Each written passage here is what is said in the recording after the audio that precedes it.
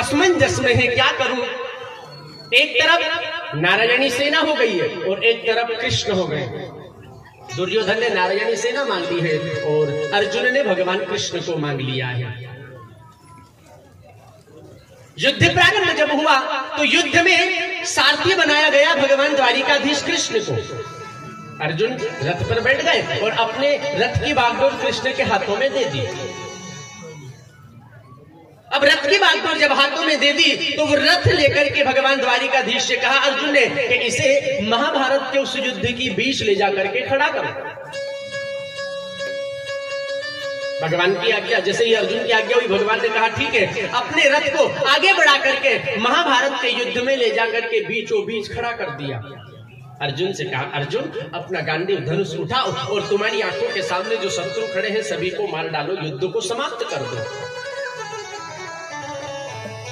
अर्जुन ने अपने हाथों में गांडीव धनुष उठाया, बाण चढ़ाया और बाण चढ़ा करके जैसे ही अपने सामने खड़े होने वाले शत्रुओं को मारने के लिए आगे बढ़ा तो देखा कि आंखों के सामने मामा, काका, फूफा, चाचा, भाई, भतीजा, परिवार खड़ा है। हाथों से गांडीव धनुष गिर गया। गांडीव धनुष नीचे गिर गया ना तो भगवान ने कहा अर्जुन ये क्या कर रहे हो, अभी तो युद्ध चालू नहीं हुआ और तुम पहले ही पराजय स्वीकार कर रहे हो, शस्त्र गिरा दिया। तुम्हें ये युद्ध करना है, युद्ध जीतना है। तो अर्जुन ने कहा भगवान मैं ये युद्ध नहीं लड़ सकता। क्यों नहीं लड़ सकते? जिनके लिए राज्य की कामना थी उन्हें मार कर फिर क्या पाऊंगा, निज वंश का अंश मिटा करके मैं घोर नरक में जाऊंगा। भगवान राज्य किस लिए किया जाता है, मकान जमीन जायदाद किस लिए खरीदा जाता है, बनाया जाता है? अपने परिवार के लिए, अपने बेटा बेटी के लिए, अपने भाई भतीजों के लिए। लेकिन मेरी आंखों के सामने मेरे मामा, काका, फूफा, चाचा, भाई, भतीजा, मेरा परिवार खड़ा है, इसे ही यदि मैं मार दूंगा तो फिर ये राजपाट लेकर के मैं क्या करूंगा? मुझे ये राजपाट नहीं चाहिए। जिनके लिए राज्य की कामना थी उन्हें मार कर फिर क्या पाऊंगा, निज वंश का अंश मिटा करके मैं घोर नरक में जाऊंगा। और मेरे अपनों को यदि मैंने मार दिया तो मुझे तो नरक में जाना पड़ेगा। मैं ये युद्ध नहीं कर सकता। करके व्रत जीवन त्याग भला नहीं बाण पे चाप चढ़ाऊंगा, सिर काटे सुयोधन मेरा भले यदुनाथन शस्त्र उठाऊंगा। भगवान चाहे दुर्योधन मेरा शीश काटता हो तो अभी काट दे, लेकिन मैं ये युद्ध नहीं करूंगा क्योंकि मेरी आंखों के सामने मेरे अपने खड़े हैं, मैंने नहीं मार सकता। भगवान ने देखा कि इसके अंदर अभी ममता भरी है, मोह भरा हुआ है। क्या किया मेरी सरकार ने? अर्जुन को उसी महाभारत के युद्ध में गीता का ज्ञान दिया। एकादशी तिथि, रविवार का दिन, 700 श्लोक वाली 18 अध्याय वाली गीता भगवान ने अर्जुन को 45 मिनट में श्रवण करवाई। हे अर्जुन तू क्या इन्हें मारेगा? इन्हें तो मैं पहले ही मार चुका हूं, तुझे तो केवल एक निमित्त मात्र बनना है, केवल एक नाटक करना है मारने का। जैसे कोई नाटकीय रामलीला करते हैं और रामलीला में कोई राम बन जाता है और कोई रावण बन जाता है। अब राम बना हुआ पात्र बाण मारता है रावण के ऊपर और बाण लगते ही रावण धरती पर अचेत मूर्छित गिर जाता है और मर जाता है। नाटक पूरा हुआ, पर्दा बंद हुआ, वही राम बनने वाला, वही कंस रावण बनने वाला थोड़ी ही देर बाद अपने कपड़ों को, अपने लिबास को बदल करके जनता में आकर के बैठ जाता है क्योंकि नाटक पूरा हो गया है। हे अर्जुन उसी प्रकार से तुझे केवल एक नाटक करना है इन्हें मारने का। इन्हें तो मैं पहले ही मार चुका हूं, तुझे तो केवल एक निमित्त बनना। गीता ज्ञान प्रकाश किया था महाभारत के रण में। जब गीता का ज्ञान प्रकाशित हुआ ना तो अर्जुन को ज्ञान आया, मैं अपना पराया भूल गया। गांडीव धनुष अपने हाथ में उठाया और गांडीव धनुष उठा करके अर्जुन ने युद्ध प्रारंभ किया। उस महाभारत के युद्ध में अर्जुन ने अपने बाण से एक के बाद एक सभी शत्रुओं का विनाश कर दिया। केवल एक दुर्योधन बचा। भीम ने दुर्योधन की जंघा तोड़ दी। जंघा तोड़ने पर मूर्छित अचेत पड़ा है दुर्योधन। अश्वत्थामा आया, अश्वत्थामा को कह दिया मेरे पांडव शत्रु है, तू उन्हें मार करके मेरे सामने ला करके भेंट कर दे, मैं प्रसन्न हो जाऊंगा।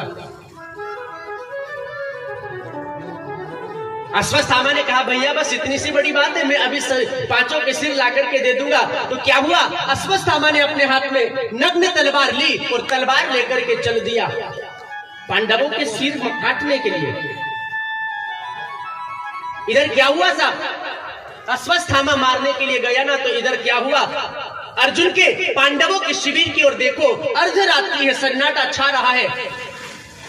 अर्धरात्रि में भगवान द्वारिकाधीश कृष्ण अपने हाथ में एक छड़ी, एक लाठी लेकर के पहरा दे रहे हैं पांडवों के शिविर का। अर्धरात्रि में अर्जुन की नींद खुली, मन में विचार किया अभी तक द्वारिकाधीश सोए नहीं, क्या बात है, इन्हें कोई दुख सता रहा है, इनसे बात करना चाहिए। तो अर्जुन उठ करके बाहर आया, कृष्ण से निवेदन किया माधव आपको नींद नहीं आ रही? भगवान ने कहा भैया मुझे नींद नहीं आ रही है। तुम्हें नींद आती है? बोले हाँ हमें चैन की नींद आ रही है, क्योंकि हमारे सभी शत्रु मर गए। भगवान ने कहा अर्जुन अभी सभी शत्रु मरे नहीं है और तुम चैन की नींद सो रहे हो, कोई सोते हुए तुम्हारा सिर काट करके ले गया, फिर क्या करोगे? अर्जुन ने कहा भगवान जाको राखे साइया मार सके ना को,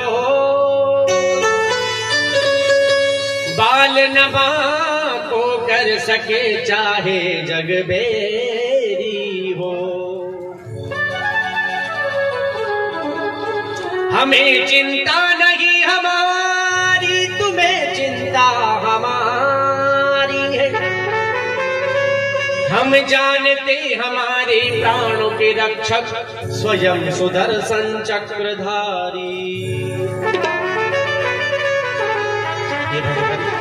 जब आप अपने हाथ में लाठी लेकर के हमारा पहरा दे रहे हैं, तो फिर भला दुनिया की कौन ताकत है जो हमें मार सकती है?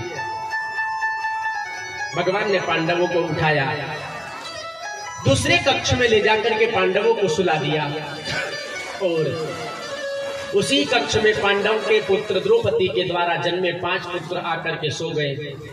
अश्वत्थामा ने पांडव समझ करके 5 के सिर काट लिए। दुर्योधन को ले जाकर के भेंट किया। दुर्योधन ने देखा कि ये तो पांडव नहीं पांडवों के पुत्र है। अश्वत्थामा से कहा अरे नालायक, तूने हमारे वंश में कोई पानी देने वाला तक नहीं छोड़ा, हमने तो तुझे पांडवों को मारने को कहा था, तूने तो हमारे पुत्रों को मार दिया, अब हमारा उद्धार कौन करेगा? दुर्योधन की मृत्यु हो गई। सवेरा हुआ, द्रौपदी को ज्ञात हुआ हमारे पुत्रों को मार दिया गया है, तो सब द्रौपदी विलाप कर रही है। द्रौपदी का रोना सुन करके सभी दौड़ करके आए, क्या हुआ क्या हुआ? बोले हमारे पुत्रों को सोते हुए में कोई मार करके चला गया। कौन मार करके गया है? अर्जुन ने भगवान द्वारिकाधीश से कहा। भगवान द्वारिकाधीश अर्जुन को रथ पर बिठला करके अश्वत्थामा की ओर ले जा करके अश्वत्थामा को पकड़ करके ला करके दंड देने के लिए खड़े हो जाते हैं।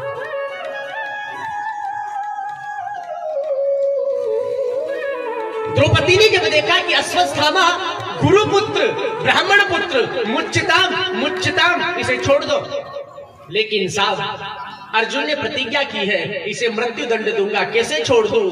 अर्जुन ने पूछा युधिष्ठिर भैया से, भैया आप कहो जो करूं, तो युधिष्ठिर से कह दिया जैसा धर्म शास्त्र कहता है वैसा काम करो। भीम से पूछा भीम भैया क्या करूं? तो भीम ने कह दिया तूने यदि इस दुष्ट को छोड़ दिया तो मैं छोड़ने वाला नहीं हूं, मैं इसे मार दूंगा।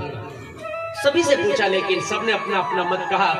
अंत में अर्जुन ने भगवान द्वारिकाधीश की शरण ली, प्रभु अब आप ही बताओ मैं क्या करूं, इसे मार दूं या छोड़ दूं? भगवान कृष्ण ने कहा अर्जुन हत्यारा चाहे कोई भी हो उसे छोड़ना नहीं चाहिए, और ब्राह्मण कितना ही बड़ा पापी क्यों ना हो उसे मारना नहीं चाहिए। अश्वत्थामा हत्यारा है, इसे मार दो। अश्वत्थामा ब्राह्मण है, इसे छोड़ दो। अब भला एक ही आदमी के साथ दोनों घटना कैसे घटे? भगवान कह रहे हैं कि यह हत्यारा है, इसे मार दो, और दूसरे शब्द में कह रहे हैं ये ब्राह्मण है, इसे छोड़ दो। अर्जुन समझ नहीं पाया भगवान क्या कहना चाहते हैं। हत्यारा है मार दूं, लेकिन आप कह रहे हो ब्राह्मण है छोड़ दो, तो फिर भला एक ही आदमी के साथ में दोनों घटना कैसे घट सकती है। भगवान ने अर्जुन को समझाया, अर्जुन को ज्ञात हुआ, तलवार निकाल ली। अपनी तलवार निकाल करके अर्जुन ने जैसे ही अश्वत्थामा की ओर आगे बढ़ा, विचार किया अब मुझे ये छोड़ने वाला नहीं है, मार देगा। जैसे ही अर्जुन अश्वत्थामा की ओर आगे बढ़ा, अश्वत्थामा के सिर के बाल, दाढ़ी मूंछ के बाल काट करके जो मणि लगी थी वो मणि छीन करके अपमानित कर करके सभा से भगा दिया। शास्त्र में यही ब्राह्मणों का वध बताया गया है। ब्राह्मण यदि कोई अपराध कर दे, कोई गलत कर्म पाप कर्म कर दे और उसे मृत्यु दंड देना है तो कभी उसे मौत मत दे देना, अन्यथा ब्रह्म हत्या लगेगी। और ब्रह्म हत्या यदि लग गई तो ब्रह्म हत्या मरते दम तक पीछा नहीं छोड़ती है। इंद्र का 100 साल तक पीछा नहीं छोड़ा ब्रह्म हत्या ने, तो हम तो साधारण इंसान है साहब। ब्रह्म हत्या लगेगी, इसलिए ब्राह्मण को मारना नहीं है लेकिन दंड देना है। तो क्या किया जाए, पंचायत इकट्ठी की जाए, उस पंचायत में ब्राह्मण को लाया जाए और ब्राह्मण के दाढ़ी मूंछ के बाल कटवा करके उसका अपमान कर दिया जाए। ब्राह्मण का अपमान कर देना यानी कि ब्राह्मण को मार देना बराबर माना जाता है, इसलिए ब्राह्मण को कभी मृत्यु दंड नहीं देना, ये भगवान ने बताया। अश्वत्थामा गया, मन में विचार किया इसने मेरा अपराध किया, इसे मार दूंगा, लेकिन इसके वंश में कोई पानी देने वाला नहीं छोड़ूंगा। विचार आया, अभिमन्यु की पत्नी उत्तरा गर्भवती है, उसके गर्भ में पलने वाले बालक को और मार दूं, फिर तो अर्जुन के वंश में कोई बचेगा ही नहीं। उत्तरा के गर्भ में जो परीक्षित पल रहे थे अभिमन्यु के पुत्र, मारने के लिए ब्रह्मास्त्र छोड़ दिया। उत्तरा ने भगवान की शरण ली, भगवान से प्रार्थना की, तो भगवान ने उत्तरा के गर्भ में रहने वाले बच्चे को, परीक्षित को बचाया। माता कुंती ने यह दृश्य जब देखा, माता कुंती ने विचार किया कि जिसने मेरी बेटी के गर्भ में जाकर के उसके शिशु की रक्षा की वो साधारण इंसान नहीं हो सकता, वो साधारण पुत्र नहीं हो सकता, ये तो ब्रह्म है, नारायण है। शरण में गिर गई, भगवान मुझे क्षमा कर दे, मुझसे बहुत बड़ा अपराध हो गया। मैं तो आपको अपना बेटा समझती थी, मैं तो अपने भाई का बेटा आपको अपना बेटा समझती थी, लेकिन आप तो भगवान हो, ब्रह्म हो, नारायण हो। भगवान ने कहा नहीं बुआ, मैं कोई भगवान नहीं, मैं तो तुम्हारा बेटा हूं। लेकिन माता कुंती ने नहीं माना, तुम ब्रह्म हो, भगवान हो। तो भगवान ने कह दिया बुआ यदि मैं भगवान हूं तो भगवान से मांगा जाता है, मांगो क्या मांगना चाहती हो।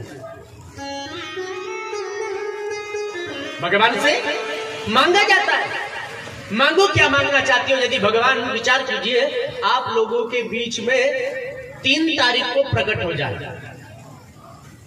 भगवान आप लोगों के बीच में 3 तारीख को प्रकट हो जाए और कहे कि मदन दादा वरदान मांगो, क्या मांगना चाहते हो, तो क्या मांगोगे।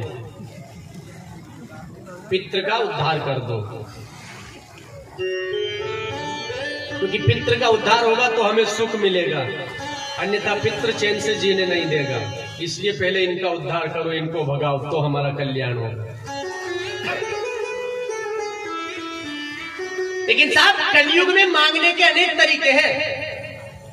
एक 5 पैसे की अगरबत्ती भगवान को लगाएंगे और 50,000 की गाड़ी मांगेंगे।